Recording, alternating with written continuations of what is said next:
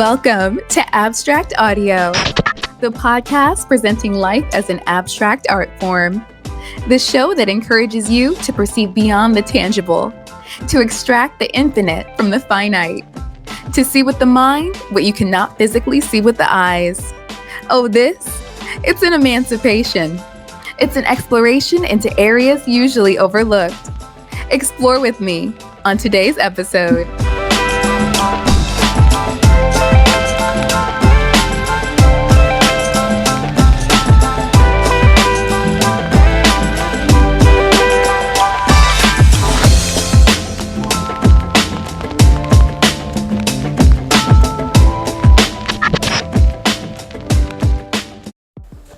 Welcome back to the Abstract Audio Show. I'm your host, Amber Janae, and this is Season 2, Episode 3. Thanks so much, you guys, for tuning back in with us, because you know what they say, 2's company, 3's a crowd. But matter of fact, I think they say 3 is supposed to be a sacred number too, right? Yeah, 369, all divine, or whatever Lil Jon said. All questionable rap lyrics aside, we're going to make sure this episode's a damn good one. Now, that's no small feat considering where we left off last episode.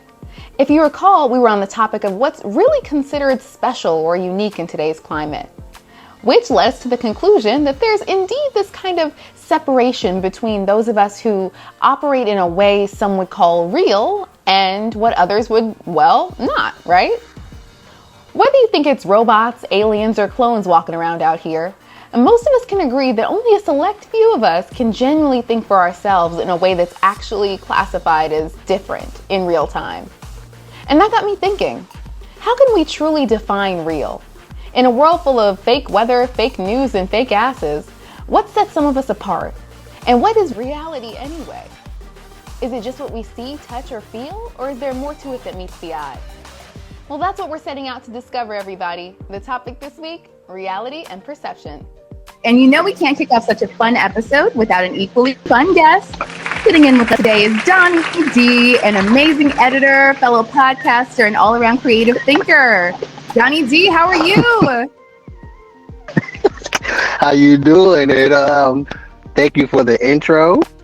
My pleasure. It's great to have you on. Thanks so much for making time to sit in with us. Oh yeah, I'm a conversation seeker, and whenever there's conversation, actual conversation, that has to be emphasized because people just like to just talk, but they don't like to talk about the stuff that they're talking about. Exactly. We're not saying nothing.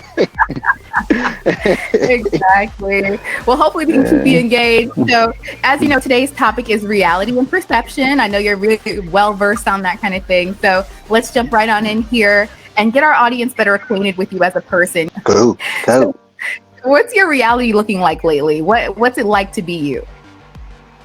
A guy who works, got a wife and 2 kids that I'm claiming. That's all Maury told me about. That's all I'm gonna go with. All of them? You claiming all of them now? Maury only told me about the only 2 I'm talking about. No, I only have 2. Gotcha. My reality is, I guess it's the same as anybody else's reality who is not rich. Yeah. Absolutely. Yeah, and I'm sure a lot of people can relate with you there because, man, reality, it's such a big topic, and I feel like it's just one of those things that elicits such a strong reaction when people hear it, but I kind of feel it's only because we're all kind of constantly wrestling with that balance, of what we believe to be the true nature of reality and what's actually in front of us on a day-to-day basis, Oh, yes. I got tons of theories, tons of theories. And one of my major theories is nonfiction is fiction disguised as nonfiction. Basically, the truth is being told to you comically. Yes. And we're accepting it because it's being told to us comically, even though we perceive it to be entertainment. When we watch our piece of entertainment, whatever we choose to be entertained by, when the credits roll, we don't realize that we're acting exactly like what we just got finished being entertained by.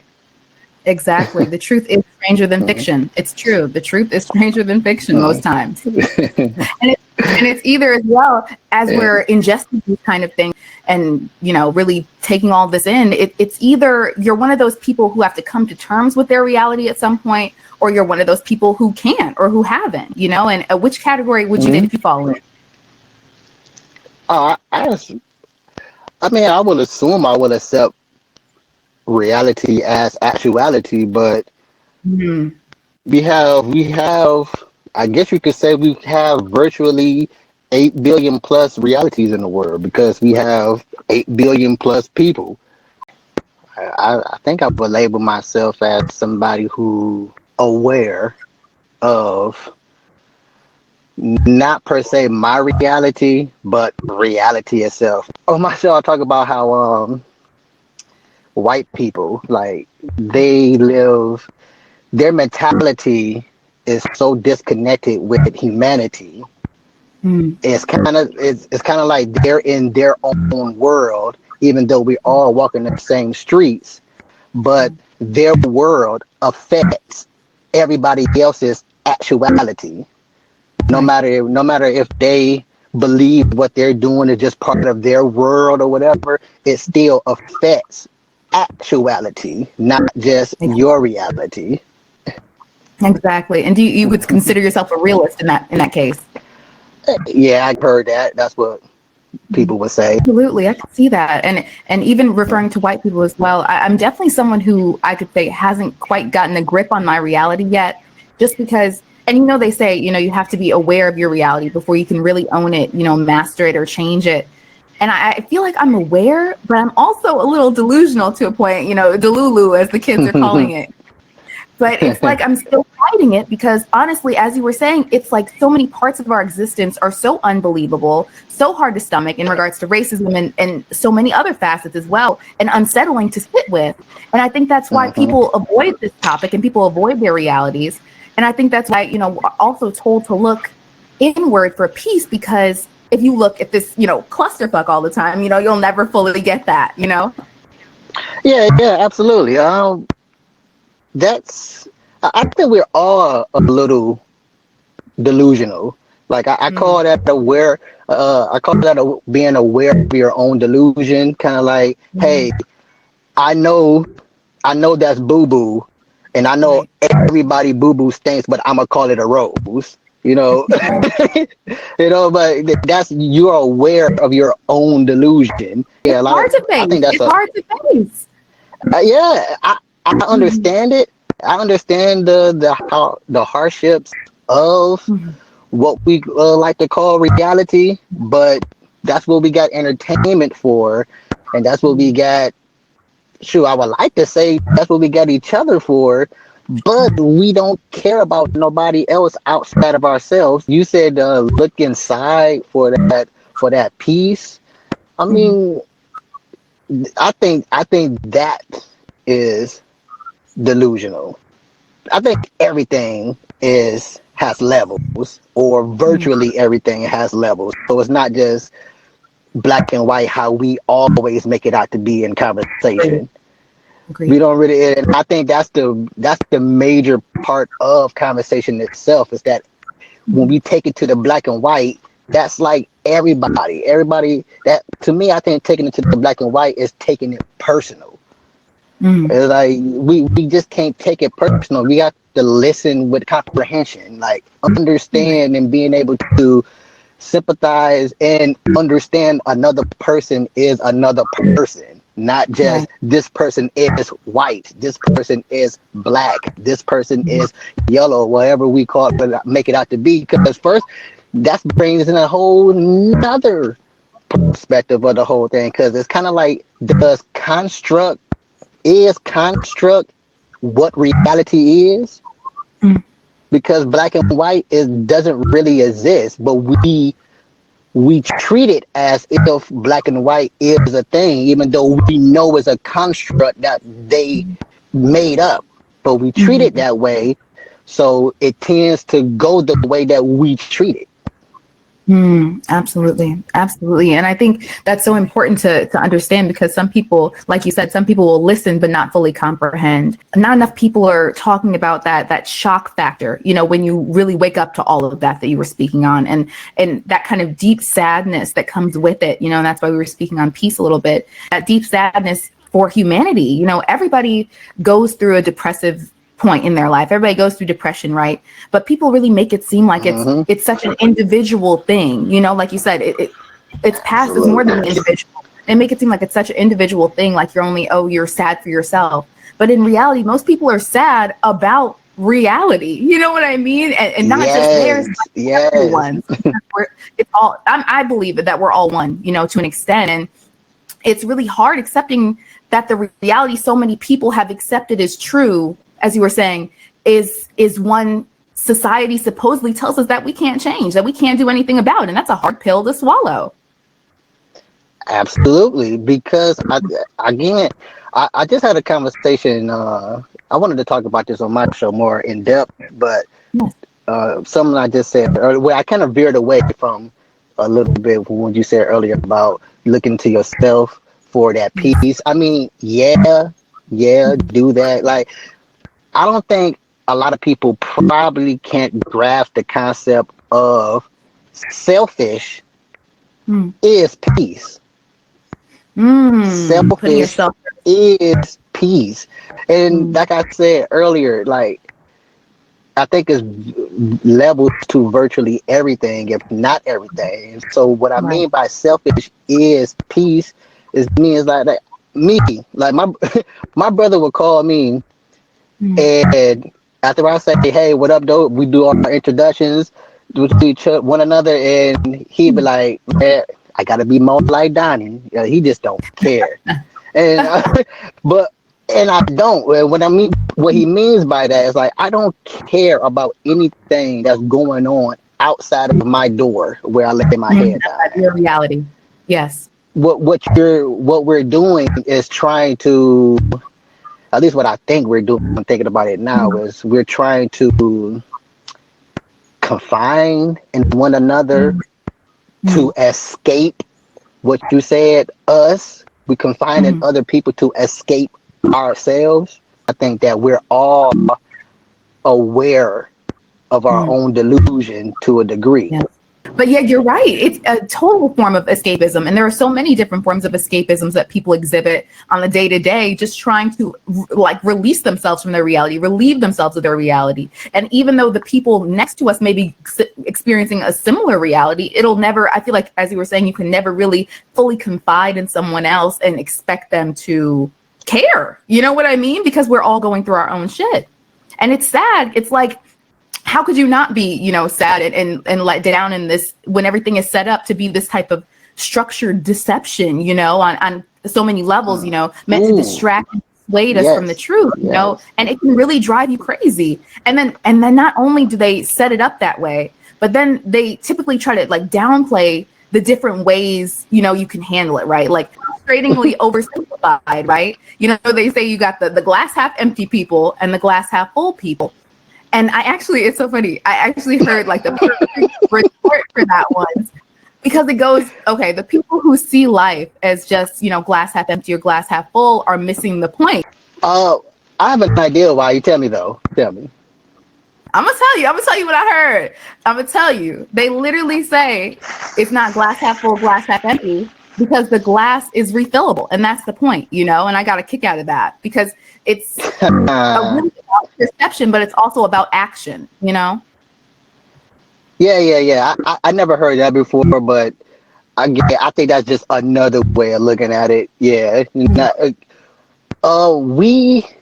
think we as humanity has been instilled with self-hatred so much is that it is what we're talking about right now. Like, we look into ourselves for that peace, but we are afraid of ourselves. We self-hate ourselves. So how can we look into ourselves for peace? And I think that's just another way of deception, like you said, like you just said. Like, deception comes in so many forms. It comes in religion. Like I think religion itself instills subliminal self-hate within you. No, all I of agree. it. How can we look at ourselves when we hate ourselves? I don't Exactly. understand the full extent of why You're we right, though. self-hate. You had it. You had it exactly right. It's instilled in us. It's instilled in us, and it's sad that it is, and even, and it's proven by the actions people take nowadays. And that's why it's so crazy to me that people look at things from a standpoint of real or fake or whatever, because as you said, it's deception. It's in ourselves to lie to ourselves, to kind of self-soothe in that way. We have to lie to ourselves just to be okay. And you can tell we as humans, like humanity, as you were saying, as a whole, are just not great at accepting things or, just letting things be, right? We always fucking with something. As humans, we always fucking with something, always trying to change it, make it better. And people nowadays think that they can control what they can, and it's I feel like everybody tries to control what they can, and ultimately I feel like reality as a whole is uncontrollable. They say you can control your reality, but I feel like it's uncontrollable to an extent, I mean, people Absolutely. and not to make it morbid or anything, but the same reason people slice their wrists, or self-harm or whatever, to feel in control. People don't like their appearance, they go out and get surgery, they don't like their significant other, they go and get a new one, they cheat, they don't like their job, they look for something better, in an attempt to feel fully in control of their realities. And I mean, what are some ways you feel like you could take control of your reality personally? I think we know ourselves already. No matter how much self-hate that we get, I think we still know ourselves already. Know the real us. Yeah, exactly. Like I think imagination plays heavily on livelihood, period. On reality, period. On everybody's livelihood. You wake up in the morning. Matter of fact, from sleeping on back to going to sleep again. Imagination plays so heavily on your livelihood. Imagination is your everything. Your everything. That's how I think about it, or at least that's one perception I think about it. I don't want to act like I'm deferring from your question of me. How do I think I grasped on my reality is, hey, I'm talking to you right now about it.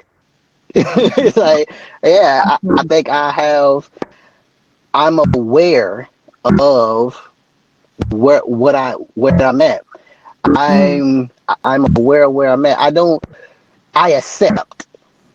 Put it like that. I think that's another way. I think that's the number one thing, or at least in the top three things. Of one, we have self-hatred, and one, why we just can't accept virtually anything. Is acceptance. Once we learn how to accept the fact that we know who we are, then we'll be able to accept other people for who they are. Like we have, I guess, a better way to explain it. I guess you ever heard somebody, "Don't make me go out of character." You gonna have to go out of character? Right. No, you're not going out of character. That's how. Right. This is you. This is you. Just being another. Exactly. You just been another variation of yourself. Right. It's like you're not being fake in the moment. You just being less hype in the moment. You don't go into the dang on office building. What up, though, nigga? Oh, can I say? I can talk however I want to talk here. I'm sorry. Absolutely. What up, though, nigga? Hey, this and that. What up, though? No, you don't go into the office building like that. I'm not saying you can't.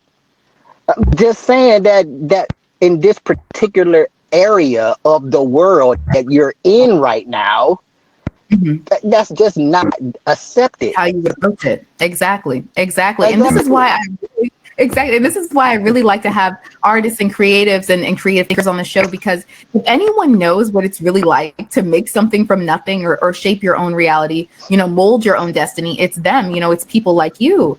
And we don't see the world as it is, as you were saying. We filter the world through our prejudices and our trauma and these made up identities, as you were saying.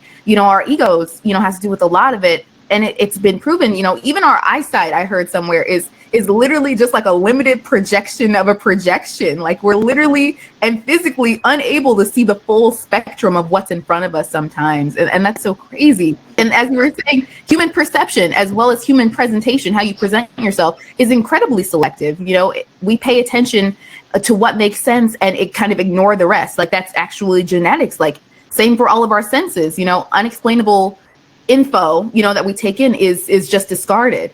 And I could see how that would be, you know, as you were saying, advantageous in some areas. But for the most part, everything we see, everything we present as sometimes it be an illusion. What is an illusion? It's just the way you see things. I feel like it's the way your you imagination in a nutshell. Exactly. An illusion is an imagination.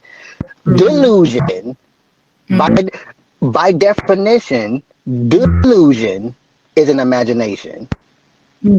So stuff like what you just said and stuff like that, I think about on a constant basis. Like that's what's wrong with reality per se, or like we just said earlier, actuality, meaning humanity. We can't accept anything, so we go with this delusion of a reality that we're living in and go through it, just go through life that way.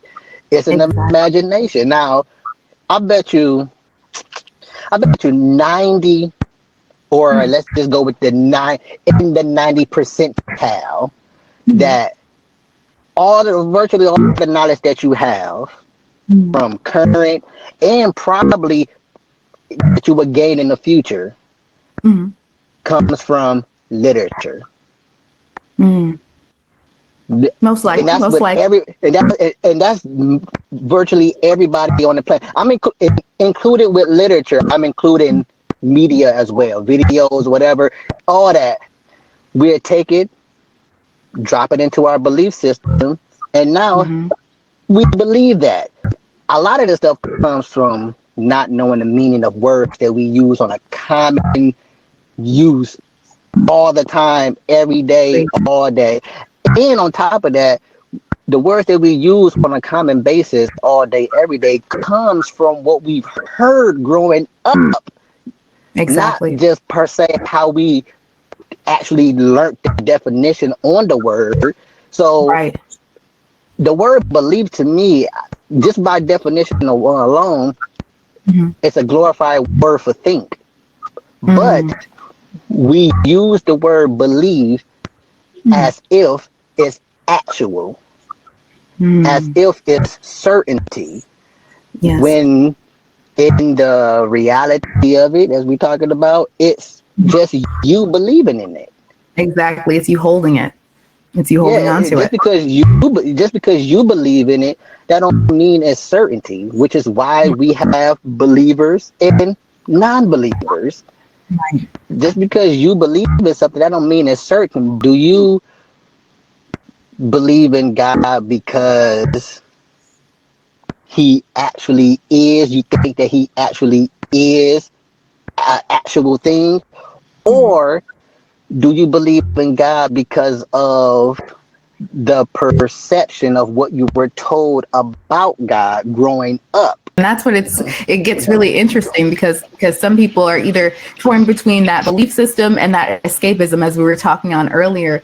And I think, just off the top of my head, that's one of the most interesting things about drugs. I don't know how your personal experience with them are, if you do, any hallucinogens or anything like that, mushrooms per se. But it's like they do, and sorry, but it's like they do create those visions, or do they?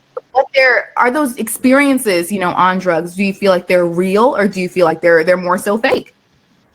Oh, that's a great one, because I've been wanting to talk about this for a minute, because I have done mushrooms once, and that, relatively recently. I didn't even start smoking weed until I was well into my 30s. Really? Wow. Yeah, and probably a few years after that, me and my wife had our first dose of mushrooms. Well, when I took mushrooms, I was told that, man, only take a little bit, take a blah blah blah. This S amount, but I'm like, man, if you're gonna do drugs, maybe do the daggone drug. Right. Do it. I'm like, All in. man, exactly. I ain't about to take a drop of crack. If I'm gonna do some crack, I'm gonna do crack. I want to experience what the drug is going to do to me if the drug is going to do anything to me. I didn't see creatures. I didn't see my wife as something else. That's always good. I didn't see anything that was described to other people that was taking this drug or this hallucinating drug. But what did happen to me, I ain't gonna say I didn't hallucinate per se, but I didn't see like creatures like I've been told. Things did get vibrant, like colors everywhere. Definitely. Things that didn't even have color had color. So besides that, and my sensories were all off whack. Like all off whack. Like my hearing kept going in and out. Really? And I can barely keep my eyes open. But when I did have them open, I was again seeing these vibrant colors. You ever seen Daredevil or ever heard of the character Daredevil? No. Okay, Daredevil was a blind character from Marvel. He sees like a bat. I guess you could say super bat. Like he used echolocation, and the echolocation of his powers basically give him the vision how me and you seeing each other right now. If we look outside the window, he's seeing what we seeing, but it's through the echolocation type of field. Right. So that was what also happened because I told you I couldn't keep my eyes open for long periods of time. Exactly. So and that's so crazy to me that people are so against the what they say fake nowadays, because literally I believe that the world is in frequencies, and there's so much, as we were saying with the eyes, there's so much that we can visually not take in, right? So, and I just feel like that term is so overused. Given those circumstances, that term fake is so overused. Like I'm sick of hearing it at this point. Because like what, and then it gets to that point where it's like, what makes a person or a situation fake to you, you know? And it's crazy to try to discern the fake from the real, because everyone, like you were saying, has to fake it sometimes. You know, women fake their orgasms. You know, we fake laugh at our boss's jokes. You know, people buy fake designer. Like it's crazy to me, you know, that people can still look at something as fake as something that's bad and not just a necessity of life. You know, stuff hate. Because a lot of the times it's hate. I mean, it's fake because they don't get it. Or they want one too. You know, that's the reason why it's fake. A lot of the time, that's the reason why it's fake. But again, like, how can you say something is fake when you're liking AI on every post you see?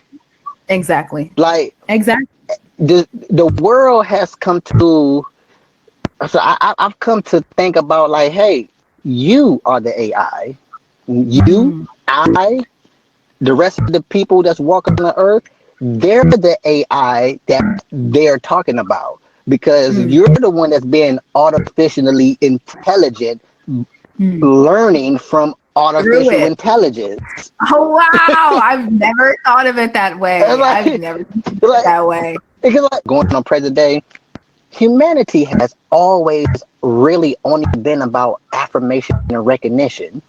We only care about getting affirmations for something that we don't need to be recognized for, or we want to be recognized for something that we didn't do and receive those affirmations. That's true. That is very true. All that being said is like, come on, people. We all know ourselves. We all know ourselves, but we just choose to deflect from ourselves for whatever reason we want to tell ourselves to give ourselves justification for doing something.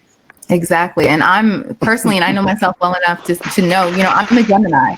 So I get called, I'm not sure if you're into, astrology and all that, but I'm a Gemini. So I get called face, flaky, fake, all that, but even that, I feel like even someone you call fake is only acting one way around you and another way around another person in attempt to shape or control their reality the best they can.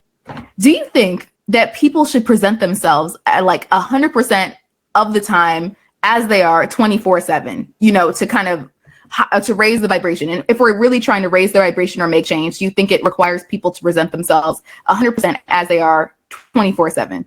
Do you think that's something that's achievable or realistic? Extremely delusional.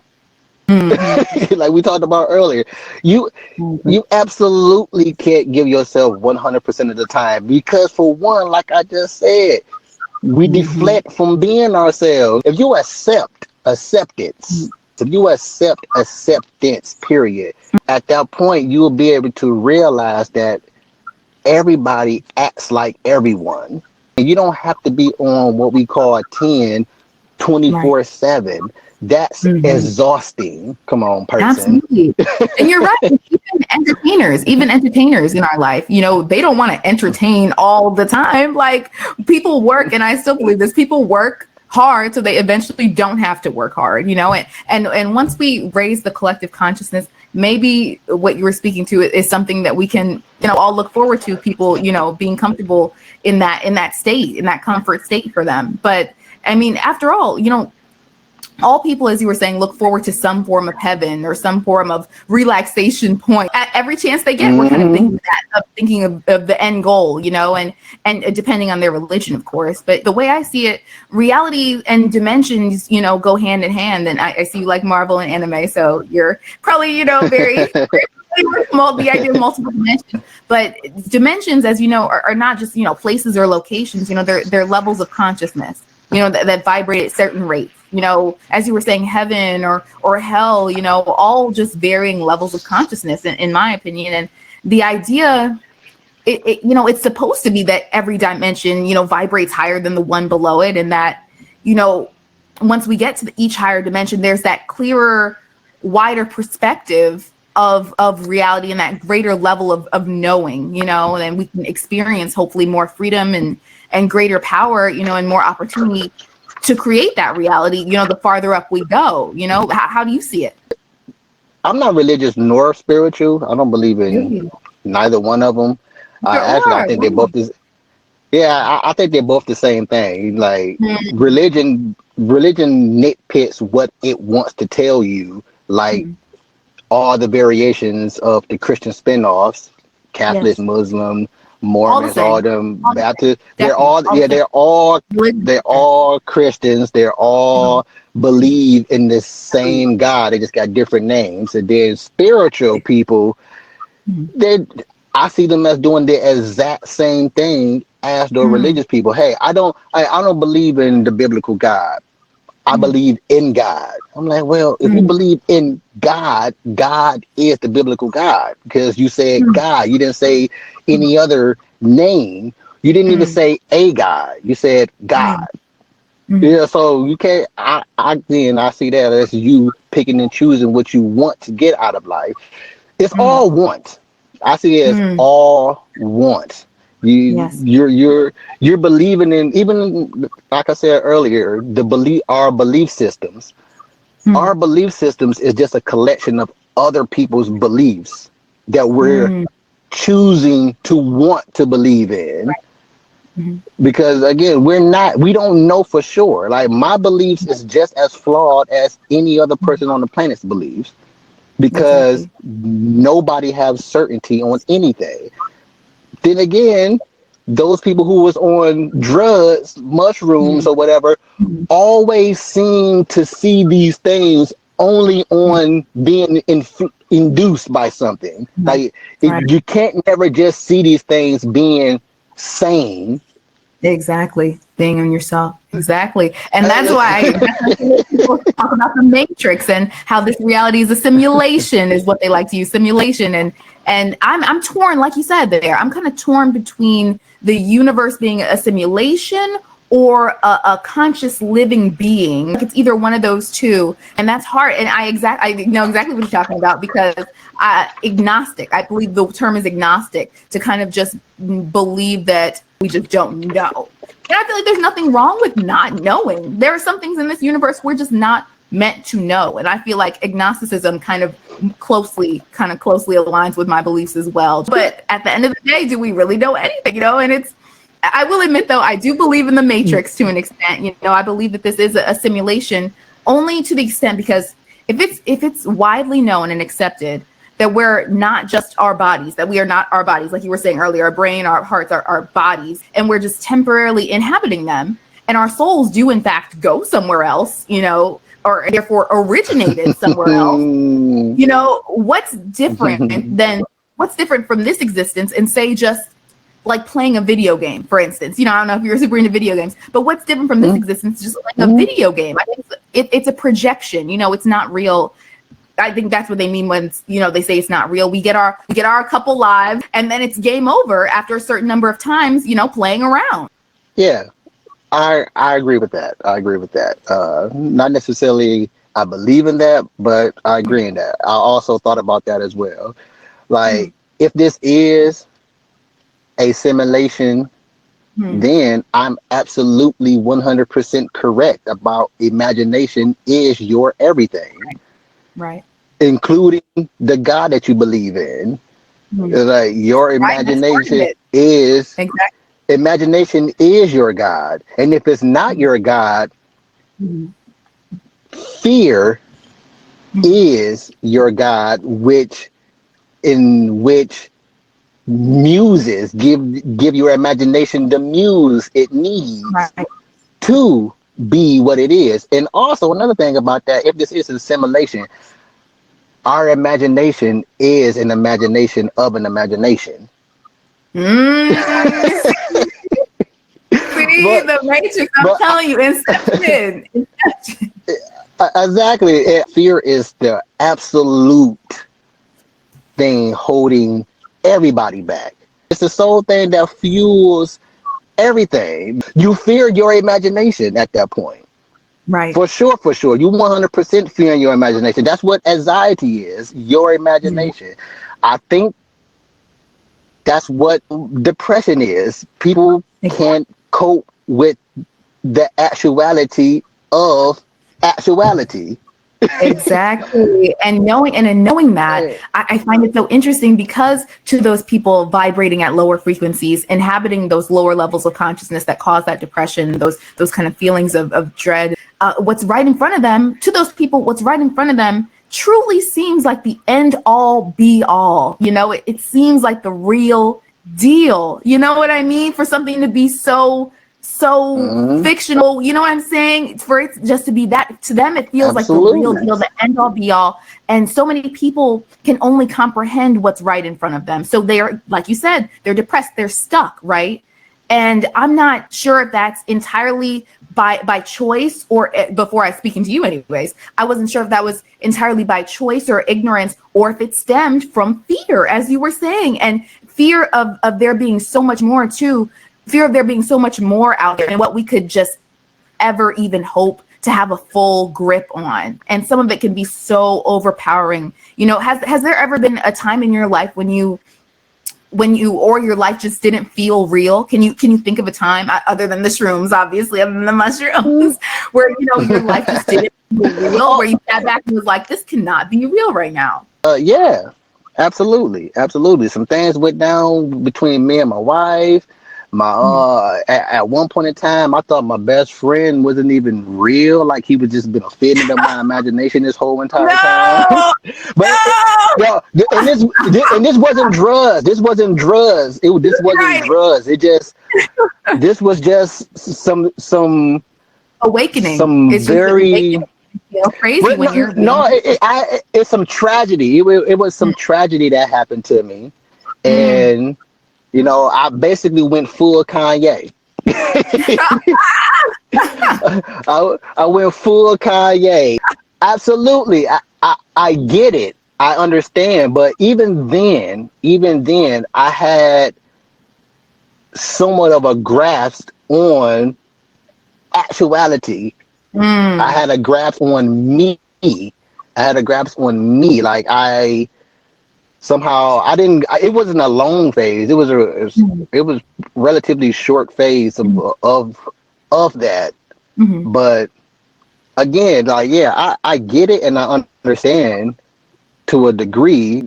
I can't say that I haven't experienced anything spiritual. I probably most likely have, but I've done some supposed supernatural things in my lifetime before. Have witnesses who's witnessed me doing these supernatural things before. And is that something? Or did I just break through what other people believe in unconsciously without me even knowing it? But I was able to tap into it in this particular moment here. Absolutely. I don't know. And as a creative and as someone who's been through tough times and has questioned their own reality, what advice would you give to people to push that feeling aside, that uncertainty aside, and stay authentic and stay grounded in a world that's literally just the opposite? Don't care. Like I'm more straightforward with my stuff, so a lot of my stuff come out as, you just being mean or negative, but that's like the best way I can put it. Like in a nutshell, just stop caring, stop looking for affirmations and recognition.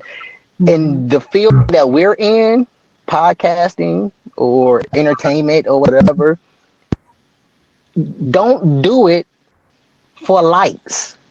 Right. Don't do it because your audience says do it. Like do it because this is what you like to do. Absolutely. Do it for you. And that's with everything. Again, everybody not going to like what you put out. So don't do it for anybody outside of your entertainment.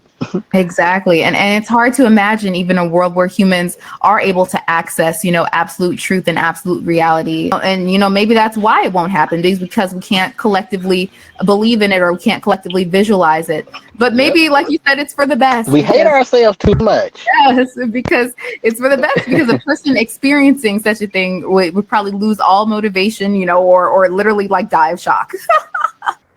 And some things, as we said, are just not for us to know. But I do know you should continue doing just that. Living how you're living. You've gotten this far with it. Keep living in your truth, because what you believe does become your reality to an extent. So I'm so happy that you were able to come hang out with us. I'm glad you said that. Yes. Yes. I'm so happy you were able to come hang out with us and chat for a little bit. Are there any final thoughts you'd like to leave the listeners with? Any services you want to plug? Tell the people where they can connect with you. You go to Facebook, whatever talk podcast group. That's where I'm always at. And you can just type in whatever talk. It's Google. It's somewhere on the first page of Google. We everywhere. Whatever you take a podcast. And again, I just like to converse with people. Yes. And I'm intrigued with your certainty. And I love different perspectives on even my own perspectives. Peace out. Thank you.